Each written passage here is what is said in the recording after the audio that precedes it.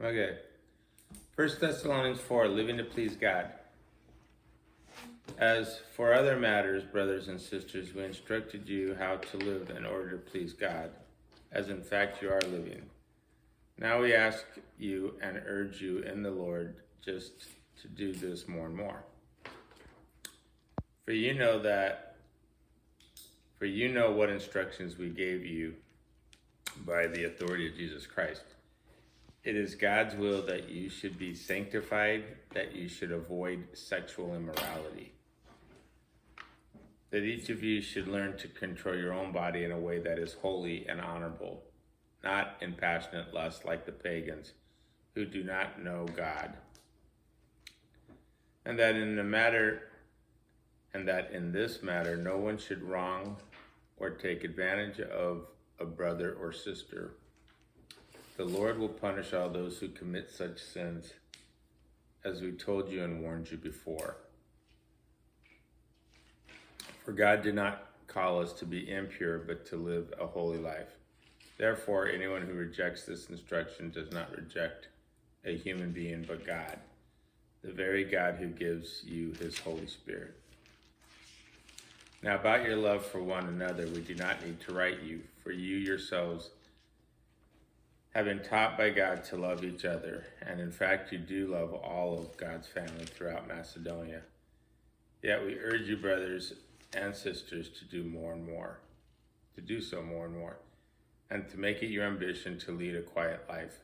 You should mind your own business and work with your hands, just as we told you, so that your daily life may win the respect of outsiders, and so that you will not be dependent on anybody.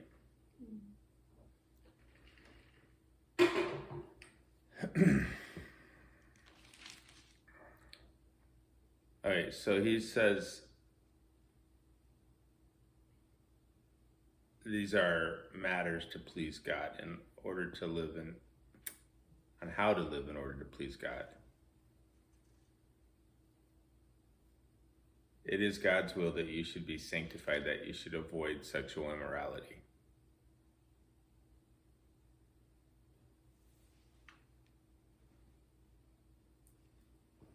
He also says that if the Lord will punish those who commit such sins, if you take advantage of a brother or sister. Now, generally speaking,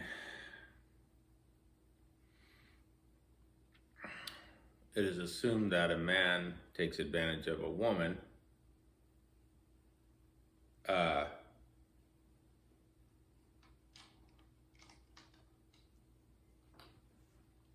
in the capacity of sexual sin, but a woman can seduce a man. So you want to be careful about your role in seducing others, which what I've seen is that people tend to pretend that they're not being flirtatious.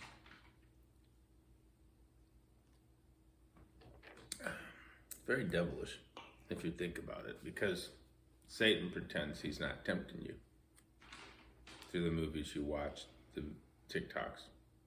So at a beach or a pool in a skimpy swimsuit, how could that possibly be tempting, right? Because sexual immorality doesn't happen. You're not walking down the street and then you're instantly sexually immoral. It just doesn't happen. It's a process, right?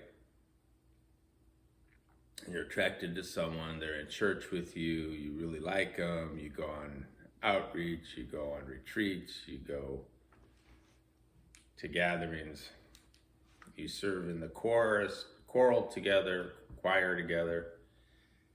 One thing leads to another, you wear low-cut tops, the guy likes you, you're fishing.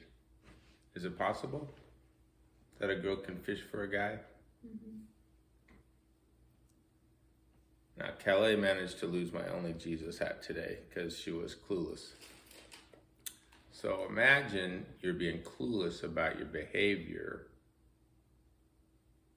in relationship to one another when it comes to being attractive. It's a kind of an awkward topic, but my audience in front of me are all women. Now, sexual morality, it takes two to tango. But we always perceive the women as a victim.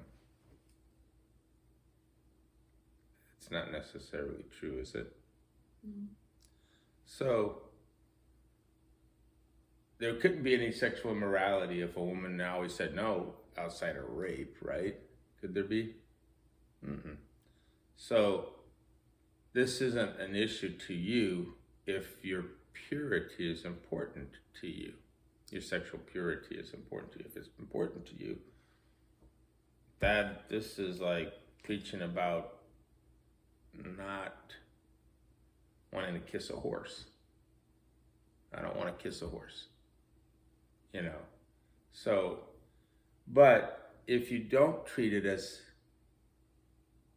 carefully, God says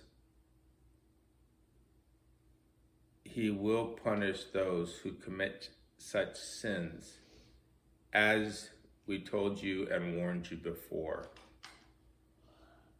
God did not call us to be impure, but to live a holy life. Now,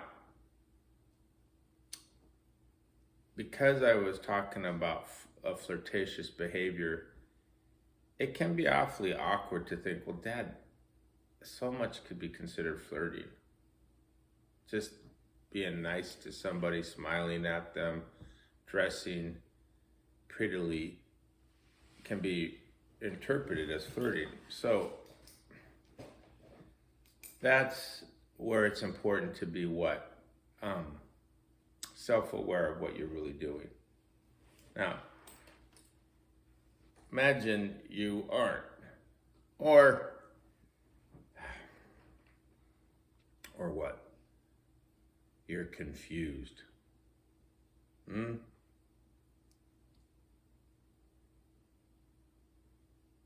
If you're confused about a behavior, you can always come to somebody like your dad or your mom and say, well, Mom or Dad, what do you think about this situation? And what does the enemy like to do? He likes to keep you in the dark. Is that right? Because your confusion, maybe you like flirting. Maybe you like Johnny's attention. And you're like, well, I don't want to really, it's not going to go into sexual immorality.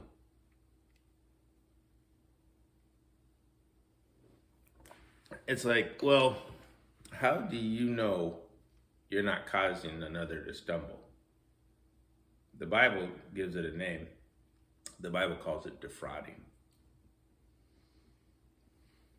All right, would you be careful about that? Would that be your natural behaviors to be on guard? Tricky, isn't it? You're not necessarily avoiding the precursor steps to sexual immorality, unless it's something you're aware of. So there is a bit of dichotomy, doesn't sound like the right word, but where there's a problem. Take my wife, for example. She dresses prettily. She wears a pretty dress. And often she'll wear leggings. What's the leggings for? Modesty. And I've met women that are extremely, they're grandmotherly age, and they're very aware of flirting, and so that they would look at certain outfits and tell you, well, you're showing your cleavage off, or you're got your shirt so high that your midriff, your belly is showing, or your bathing suit so tight, everything is showing. And they saw her in her dress with the leggings, and they go, oh, the leggings make all the difference. That makes it modest. And so You go, but she's feminine, so people could be physically attracted. They could see her attractively. Yeah, but she's staying modest. Modesty is the opposite of defrauding somebody. Defrauding means you're kind of working in them a false desire.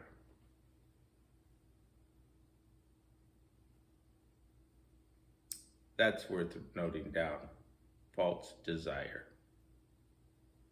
It works two ways, by the way. A guy can egg you on, make you think he really likes you. And as you get older and older and you're starting to really wonder, Lord, who do you have for me? And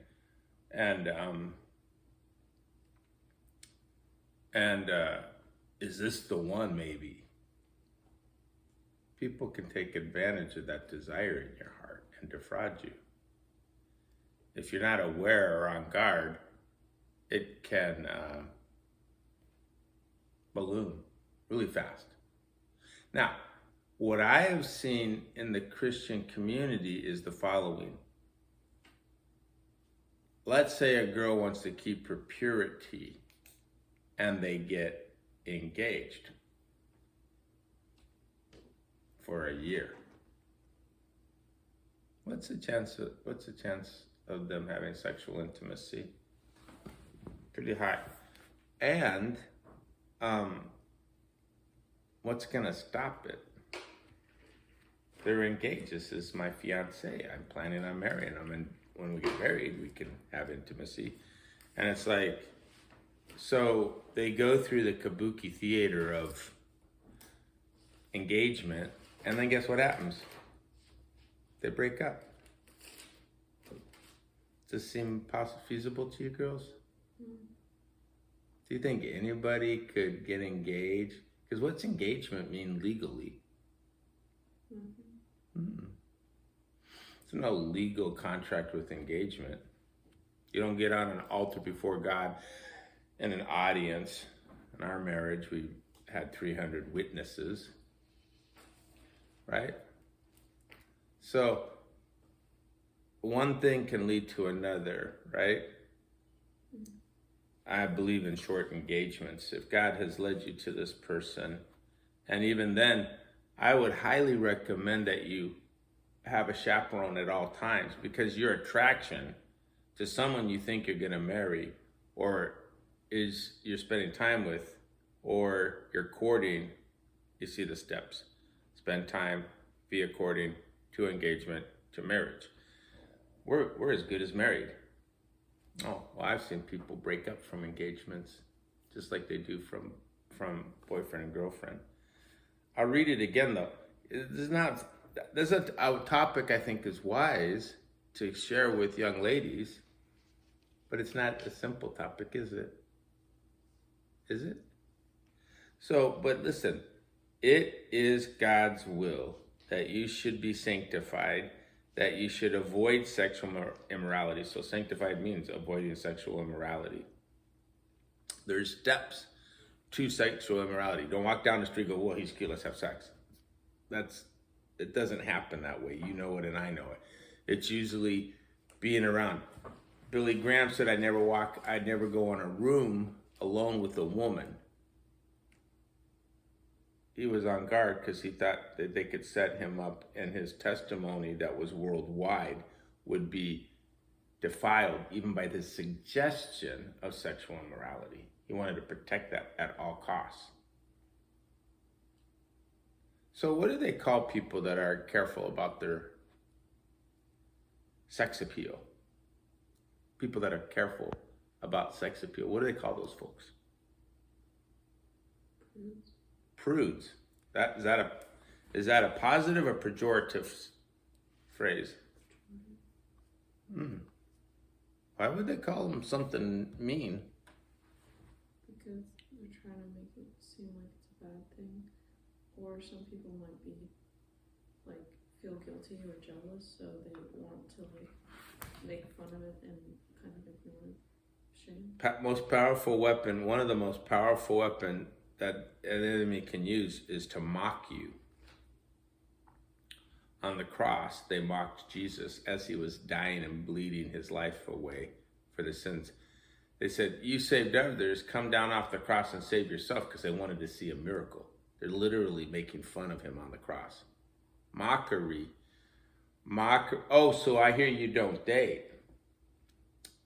Wow, so your dad's that serious, huh? He's not going to let his girls, and they can mock you and tease you and make you almost embarrassed of the beauty of purity.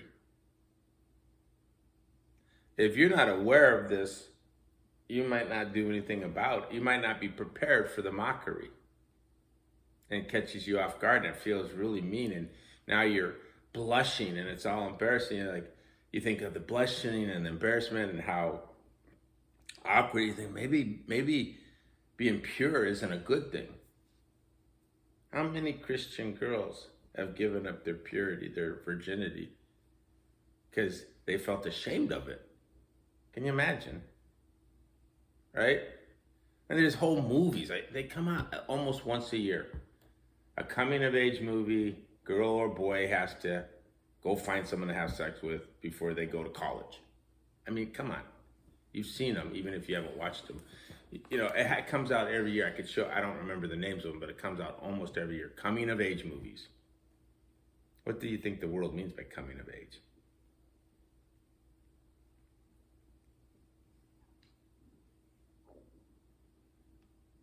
Any ideas? Want to participate here? Like it's fun to do it. Yeah. You're old enough now. You know what is one of the greatest lies about it? What's one of the more common lies about why you should have sex with someone that you're attracted to, or you could even be engaged to? Why would they suggest it? So you can see if you're sexually compatible. I'm not making these up. These are things that people use all the time. And it's like, look, I want to paint a picture for you. Hindsight and foresight. So this is a foresight picture. You're on the altar of marriage. Your father has handed you off to the man that's going to receive you as his wife. And excuse me, my nose is too. And up until that day, you've never kissed a man. Not really. And the day of your marriage is the day that you kiss the man you're going to be with the rest of your life. What does that picture paint?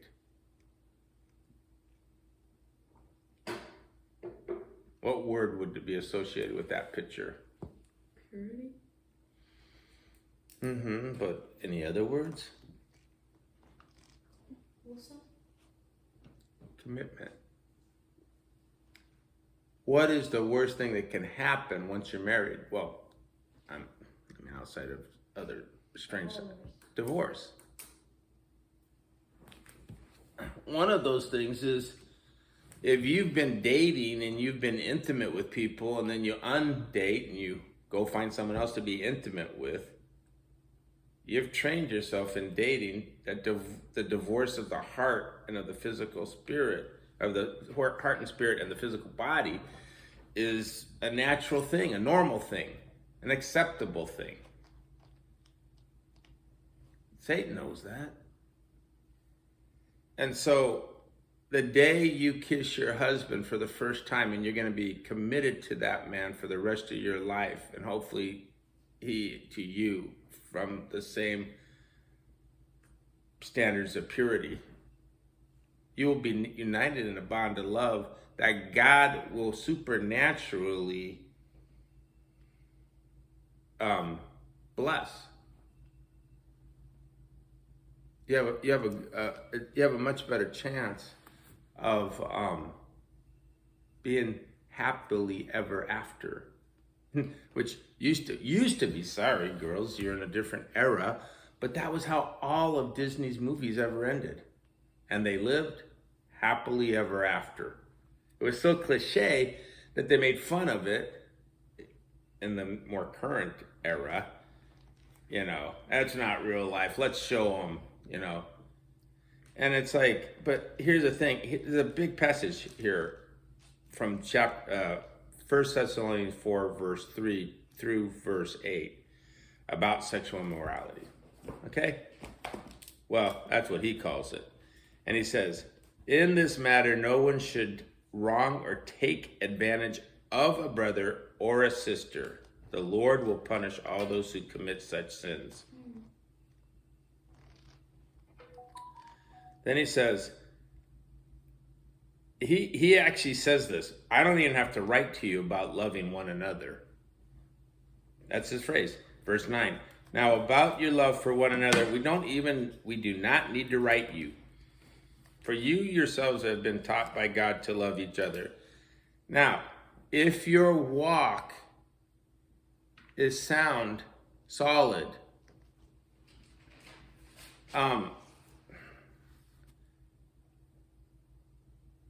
your love for each other should increase. Where should it start? In the family of God. They're sisters. Mm-hmm. I don't, sometimes I want to get a picture in your mind, so I'm going to say it the way it seems to me. If you can't really truly love your own family, how are you going to genuinely love others? So, and it has to be bilateral. Oh, that's the right. Two directions. You know, Trin can't just love Calais or Trin just loves Rachel. Calais or Rachel has to return the love. Love each other. That's what he says. Brothers and sisters, we don't even have, I'm sorry. Now about your love for one another. Now he's talking about the house of God. But if you show love to each other genuine, maybe you would have got the hat. Did you see the hat, Trin? Sitting around? No. So Calais just, it's the only hat I have. I'd like to have used it for outreach. But it's fine. We can get another one, I guess. Or your love for her might have been, Calais, don't forget Dad's hat if you had seen it or if you had noticed it. Now, about your love for one another, we do not need to write you, for you yourselves have been taught by God to love each other. And in fact, you do love all of God's family throughout Macedonia. Yet, we urge you, brothers and sisters, to do so more and more. Hey, the thing glitched. Just Well, turn I it. think- Just glitch it. I know.